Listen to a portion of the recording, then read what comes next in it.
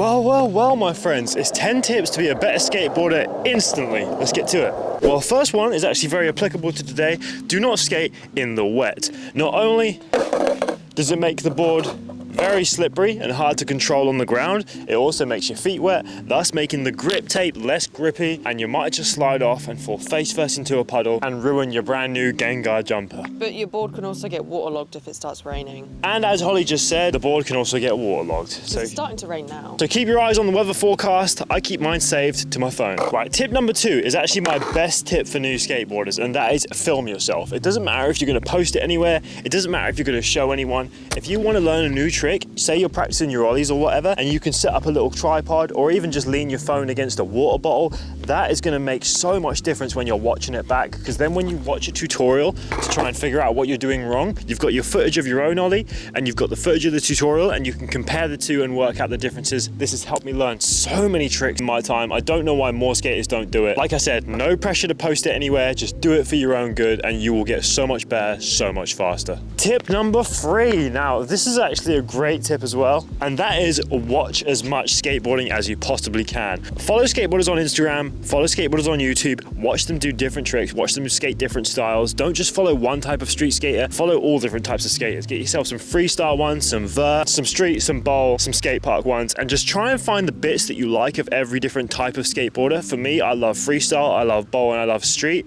and just mix them all together, because that is how you find your own style. You don't just jump on the skateboard and start skating with style day one. You've got to watch tons of people, practice tons of different things. Whatever you like will all fuse together in one amalgamation, and that will be your style. Basically, watch as much skateboarding as you possibly can. My favorite skateboarders are Andy Anderson, Richie Jackson, Daewon Song, Rodney Mullen, Aaron Cairo, and Peter Griffin. All right, tip number 4. This is for all my beginners out there, and this is a very valuable piece of information that a lot of you need to utilize. All I get from beginners is, I'm nervous, I don't want to go to the skate park, I don't want people to watch me learning. Well, guess what? The skate park's empty. Yeah, it's a bit wet right now, but that doesn't matter. We were literally here yesterday at the same time and it was completely empty then. Come to the skate park early in the morning. Now, you don't even have to come that early to get an empty skate park. You can literally come here at like 8 a.m. and you'll most likely get the park to yourself. But if you were to come at like 6, you could literally have 3 to 4 hours of the skate park completely to yourself. And most skateboarders that skate full time aren't even skating that long in a day. So if you really want to practice and you're really serious about this, get yourself down the skate park early, get yourself a tutorial on your phone, subscribe to this channel so you never miss one, by the way, and then just learn.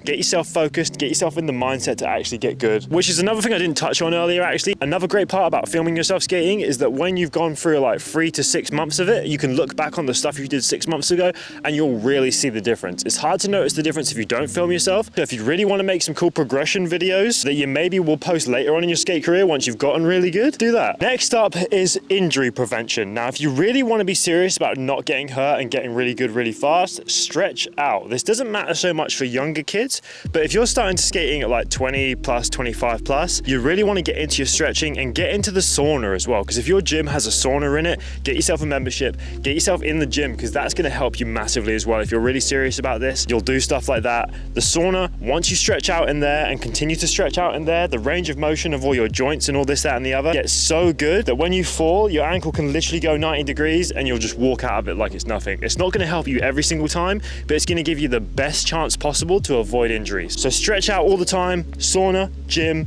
train, and you'll get better than me in no time. Next up is, once you learn something, do it all the bloody time, right? So once you learn how to do a kickflip, chances are you'll land it, you'll think, right, mission completed, the journey's over, I can kickflip now. That is not the case in the slightest, right? Once you learn a trick, you've not just got that trick. It ain't even close to that. Once you learn a trick, you really need to do that trick thousands and thousands and thousands of times before you even get close to doing it every try. For me, after 15 years plus of skating, there's only so many tricks that I can do every try, like tray flip, kickflip, and a bunch of other like variations of this. But that's only literally because I do them constantly, right? So I won't just sit there and be like, all right, I'm going to practice kickflips now. Between every trick that I'm doing around the skate park, skating around, if I've got like a couple of feet of just riding, I'll pop a flip trick. Whether you win, whether you lose, it doesn't matter. If you're just trying and practicing them constantly, you'll get so good at them so quickly. And if you're just throwing them into lines and stuff like that, you're going to have so much of a better time when you actually want to do the trick in a line, because you're already used to it. If you could only do the trick in one instance and then all of a sudden you want to do a 3 trick line, it's going to be so much more difficult. So just obsess over tricks that you learn and do them constantly. That is the biggest piece of advice probably in this entire video for anyone that wants to get into flip tricks. All right, so the next one is get a balance board. Now these ones can actually be made at home. You really don't need to spend any money on it at all. If you've got an old skateboard deck, or maybe know someone that has an old skateboard deck, get a 2-litre bottle of water, fill it up all the way, chuck the water on the floor like a bottle here, then put the board on top of it, and you can balance on it just like one of them yoga ball things. It's a great free way to get used to the balance, and you can practice it at home. So if you've got a shed, a garden, anywhere where you just want to practice balance, maybe you've got like half an hour free and you're watching telly, you can even do it inside. Just chuck the bottle on the floor, chuck the board on top. Just make sure if you're doing it inside, maybe get a thick plastic bottle because you don't want it to burst everywhere, and just fill it with water. Not fizzy pop, because I know your old dear will be pissed if you get that up the skirting boards. All right, my next tip, and this is a good one by the way, this is actually one of my personal favorites, is manuals. Manual all the bloody time, right? Every time you're riding through the street, every time you're at a skate park, say if you see a crack like this, and there's another crack nearby, just over here, like the differentiation of the two colored tiles, just manual it. Even if you don't land it, even if you put down halfway through, do it all the time. Do it in the street, do it at the skate park, do it over drains. Like doing this kind of thing will get you into such a good habit of balance that you'll be able to float around on them two wheels like it's nothing if you just add it into your everyday skateboard routine. For me, when I was first starting to skate, manuals was such a great practice. To be honest, we've got quite a blessed skate park here, so I would always come down here, start my manual at this first slab and just manual all three. If I could get all three of these slabs in one go, I would consider that a huge win. And because I used to do that when I was a kid, now I can literally manual free, turn around, manual free, turn around, manual free, turn around. I did 12, right? So back and forth twice without putting down once. And that's just because of practice of doing it when I was a kid. And it will also help you massively if you want to do stuff like kickflip to manual, ollie to manual once you get a bit further in and you want to start hitting up the mani pads and the benches, or just pointlessly throwing wrap arms in a video. The manuals are going to help with everything. On to the next tip. Wrap arms. Okay, my next tip is practice jumping off. This is also tied in with practicing how to bail, but just being able to jump off the skateboard when things are getting tough, when times are getting dire, it can be such a saving grace. To practice it, I would literally just ride along and just do jumps like just jumping off the board, stuff like that. Get yourself used to being able to step off when you need to, so that when you need to, you don't panic and get your face on the creek. And a little bonus tip for this part is if you're practicing like the bowl and stuff like that, just get yourself used to jumping from the top rope, because if you get used to jumping down, you're gonna be prepared for how to step down, how to step off the board without twisting or breaking an ankle. Practicing bailing is just as important as practicing how to land stuff. And also wear yourself some protection, especially if you're in the older skaters or the super young skaters. Helmets, wrist pads, knee pads. While they may feel a bit restricting at first, they can give you the confidence to do things that you otherwise wouldn't do. It's not for everybody. Personally, I don't like having a helmet on my head. It makes me feel a bit claustrophobic, but it's all up to you and personal preference, so do whatever feels best to you. And one of my top tips needs to be done more, and that's hype up people when they land something good.